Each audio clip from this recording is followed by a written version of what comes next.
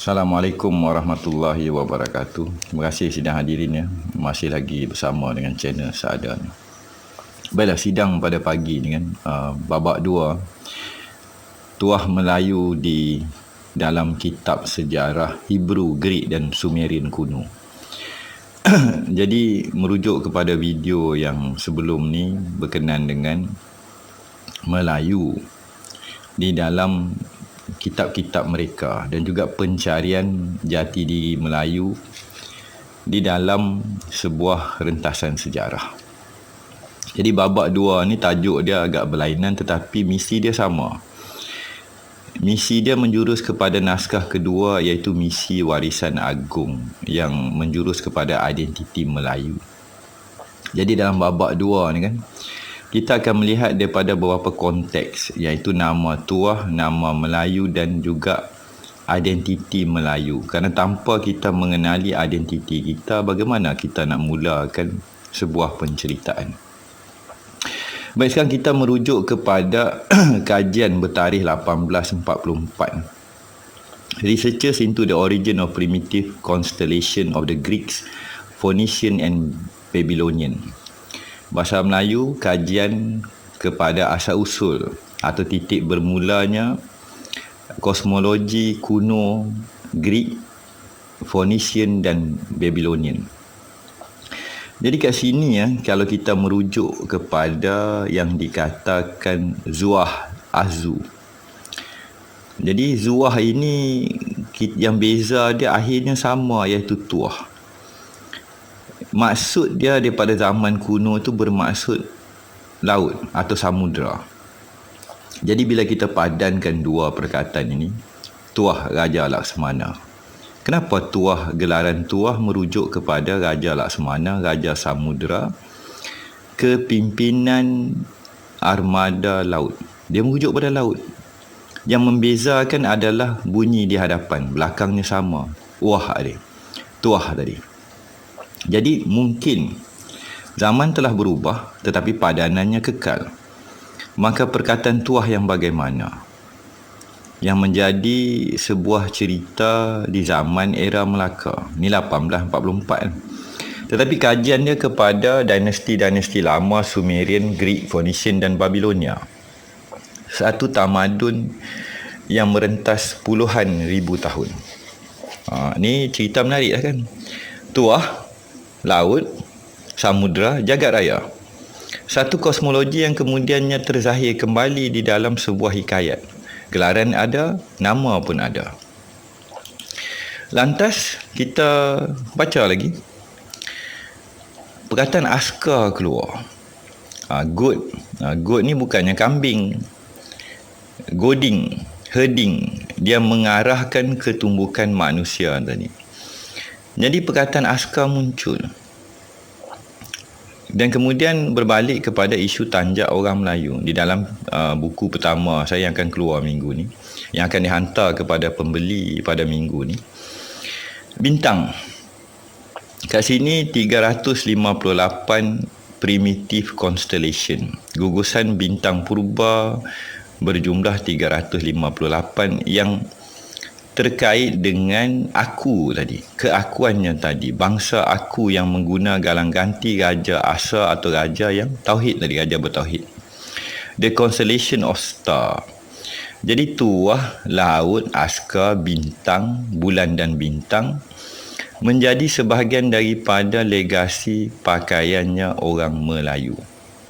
Jadi terang, jelas dan nyata. Dan kenapa di alam gaib ke alam mistik kita jumpa setengah panglima dan raja dulu di alam ketika mereka hidup dan sesudah mereka tiada atau moksa atau gaib, terzahir kembali di dalam perlambangan tadi yang masih kekal di dalam sebuah institusi yang kita ada sekarang ni. Tak ada lagi lah alam beralam pun dia pakai benda yang sama.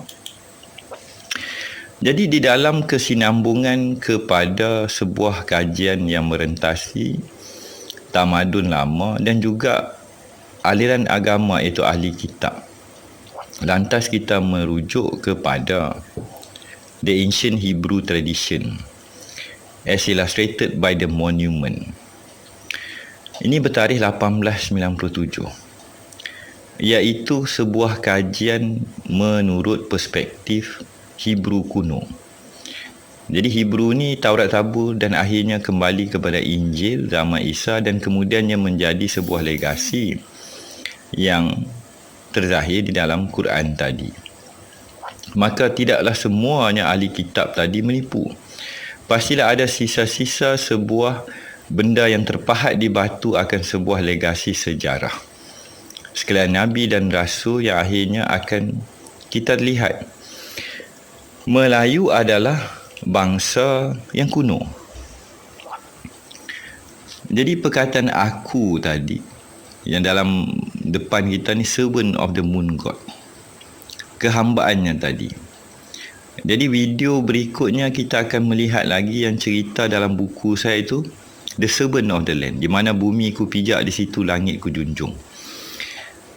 Konsep dan konteks keberadaannya berpijak di bumi nyata, mengiktiraf sebagai pribumi, hamba kepada ketuhanan, hamba kepada Tuhan Yang Esa, dan konsep Raja Laksmana tadi, askar tadi, ketenteraan tadi, bersambung dan berselirat di antara kitab-kitab agama samawi langit, kitab-kitab yang terdahulu, dan juga tradisi dan sejarah dinasti dan tamadun-tamadun yang tua dan purba.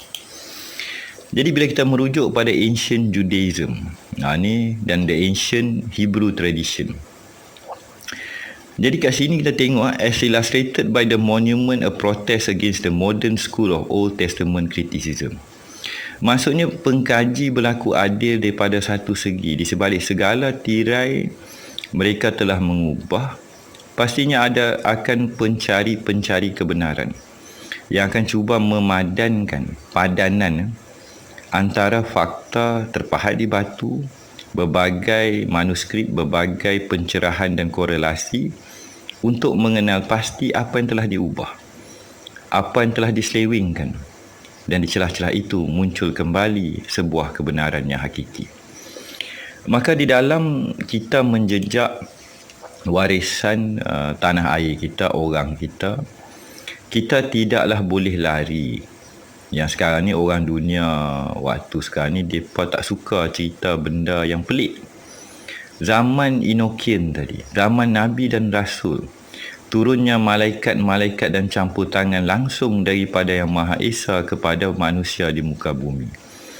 Perang yang melibatkan naga, melibatkan malaikat, melibatkan jin, syaitan, iblis, dan suatu legasi peperangan dan kehancuran demi kehancuran yang melibatkan campur tangan kerajaan langit dan bumi dan kerajaan alam beralam, dan mesej-mesej yang disampaikan telah merentas sejarah. Jadi apa yang ada di dalam jiwa dan raga dan pakaiannya seorang Melayu, maka inilah yang cuba saya garap daripada 1 naskah, 2 dan 3, yang insya-Allah akan mewujudkan secebis kesinambungan bagi pengkaji, pejuang, dan akhirnya kita sama-sama menanti sebuah kebangkitan tadi. Maka bagi mengakhiri sidang pada pagi ini, tak pedulilah orang kata hantuah tu tak ada. Tuah-tua ini belum lagi saya garap dengan bahasa Sanskrit yang akan bersambung selepas ini. Jampi serapah di dalam Buddhismnya tadi, yang ada korelasi dengan bahasa Melayu dan kejiwaan dan maksud dan erti di dalam menjejak bahasa kalam yang asal. Jadi sebagai kita selaku orang di muka bumi, dikala dikenali sebagai anak-anak warisan, pencarian perlu bermula. Kerana akhirnya kita bakal dikembalikan kepada Yang Maha Esa. Adakah kita telah berjaya menggapai melaksanakan amanah dan titah perintah? Kenapa kita ada di sini? Mungkin kerja saya adalah membuka kembali lembaran anak-anak bangsa dan mengembalikan kaum saya, bangsa saya, keturunan saya kembali kepada jalan yang lurus, mengenali, menerima permata tauhid yang telah dikurniakan kepada leluhur kita. Kita bakal bersambung. Wabillahi taufiq wal hidayah. Assalamualaikum warahmatullahi wabarakatuh.